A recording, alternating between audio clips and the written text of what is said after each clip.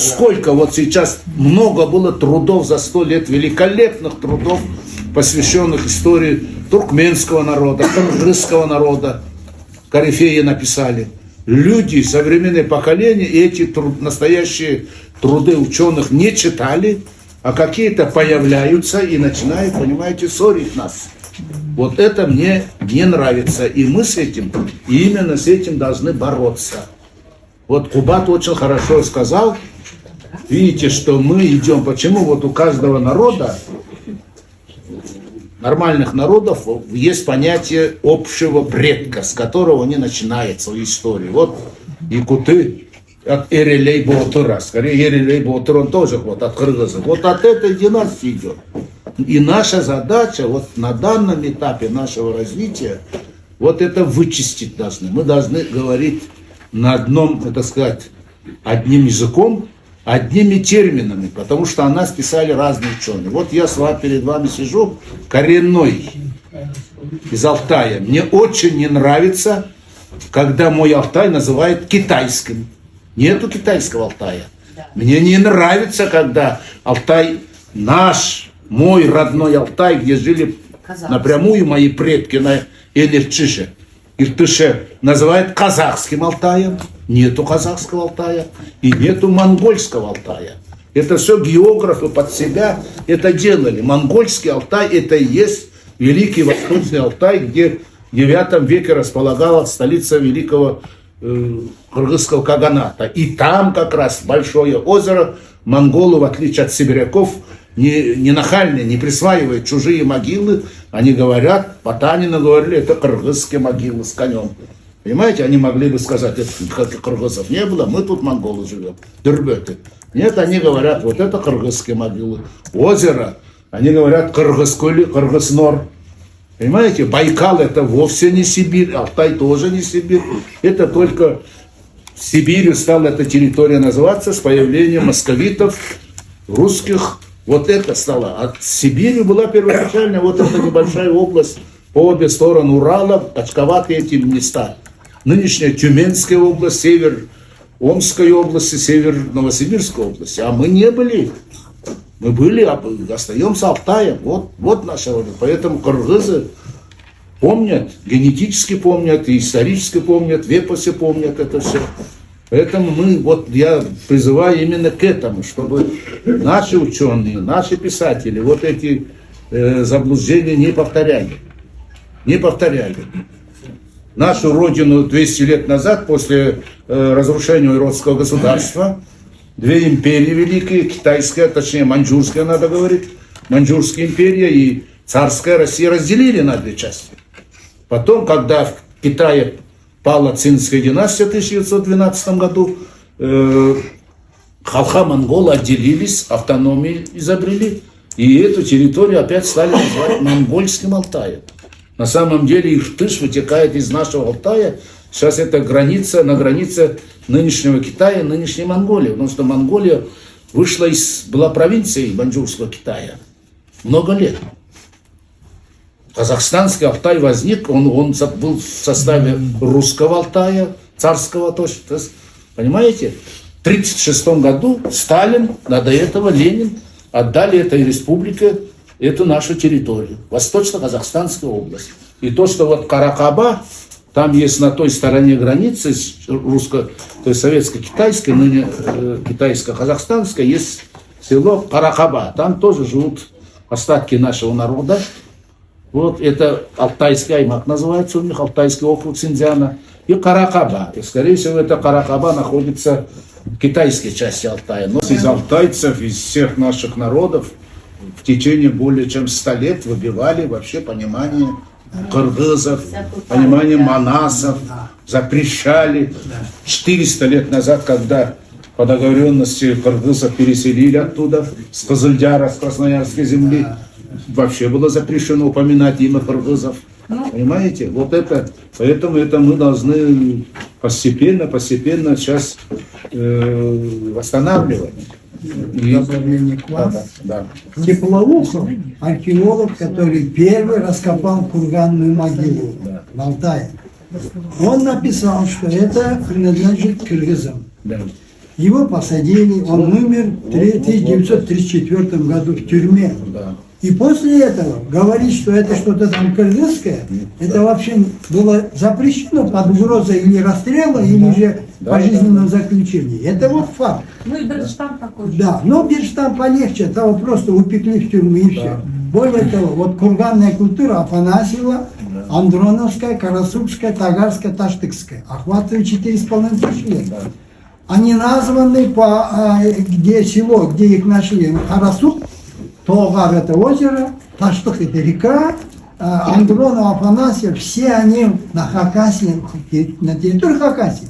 Даже они должны быть названы, это кыргызское, ну пусть они хакасское называют, но это кыргызское, само слово курган, это не русское слово, это наше слово, слово кур, курган, это наше слово, езда, это не русское слово, это наше слово, оздо, пока озду не оденешь, ты на лошадь не садишься. Штаны, это наше слово, дичтон. Да таких я могу тут, да еще целый час приводить. Понимаете? Вот я в Ютубе разместил то, когда, почему, как уничтожал историю кыргызов. И вы знаете, я не найду сейчас, потому что там написано, автор ограничил доступ к этому видео. Это кто убрал? Вы знаете, кто убрал. Слушайте, сейчас 30 лет суверенитета и выбирают подлинные сведения, реальные сведения. Поэтому удивляться не надо. Я бы два слова скажу. Вы знаете, вот султан Османской империи, у него потомков много же, да? Так, взяли ДНК. Это я видел прямая трансляция, дискуссия российских академиков. Я видел, прямая трансляция. Там человек 8 академиков. Они обсуждают. Мы установили ДНК султана. И они спрашивают, а сколько же в Турции сегодня людей с этим ДНК?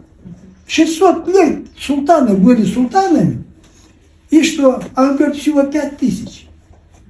Всего 5000. Ну, я интересно, я слушаю, что же дальше будет. Они говорят, это удивительно, что они не смешивались. Ханын таза кармаган экен. 5000. И какой же у них этот ДНК? R1, A1, субклад, Z93. Это 100% кыргызский. Это уже Россия сейчас, вот академики. Русские академики назвали вот эту письменность Пархон-Енисейской. Раньше нее была письменность наша руническая, она называлась Бакабут. Бакабут. Русский академик говорит, что этой письменности 4000 лет. 2000 лет до нашей эры она, вот шведская письменность. Русский академик говорит. Русский академик говорит, что в Хакасии территория, где впервые одомашнили лошадь, выплавили бронзу, колесо. И он говорит, тут зародился первобытный буддизм, протобуддизм, это кенгрианство. Слушайте, мы не говорим, русские академики говорят, хотя на чейном чупотрубе все. Не там баламдайм, вот уже мына чойнаке, мына Қожа Сулайманович, бәрін айтып отыр, енді мына қазір Қуан айтып отыр. Мен қашан біз қайрыламыз деген сөздер алып жатады да. И что еще очень важно, значит, насчет Конфуция. Он был 1,90 рост. Шаты сары, gözü груб. Он пришел с севера в Китай. А Фуци – это учитель по-китайски. Кун – это солнце.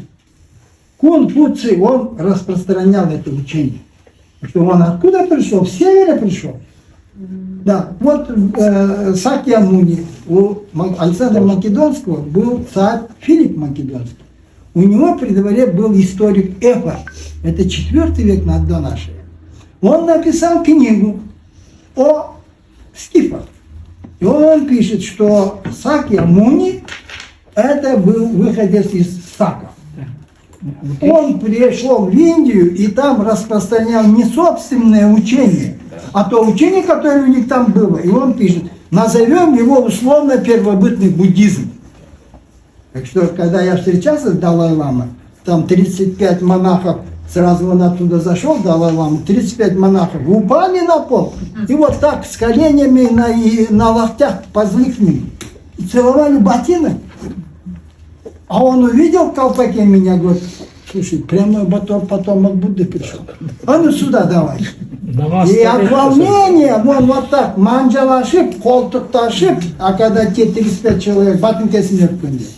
Слушайте, качанга чейин биз өзүбүздүн бабаларыбызды тааныбай жүрөбүз? Эми токтош керек дейм. Тиги Далай Лама эле айтып атат азыр.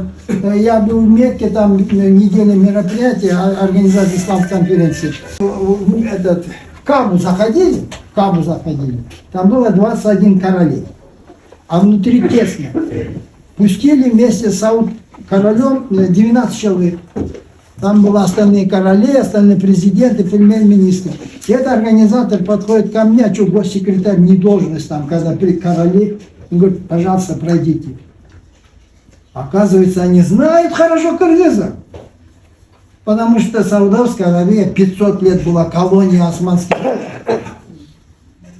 Слушайте, я качанга чейин биз эле ушу өзүбүздү коркок билиш болуп эле ушинтип жүрө беребиз. Генетика чыгып атат биякта. Астрономия чыгып атат биякта. Чойнаке азыр биздин жазылып атат кеткен. Вообще, честно говоря, когда Төрөканжа написал, что не было девчат, чтобы замуж получили кыргызы жигит. И они обратились к китайскому. Это бы он называет, это ханцу. Кто решает? Ханцу. Те дали, ладно, 3 кыз берете. И они собирали 2 года пушмин, за каждую дочку, за каждую девушку отдали 1000 куницышку. Так что наша прабабушка, да, домашняя прабабушка, она тоже вот оттуда.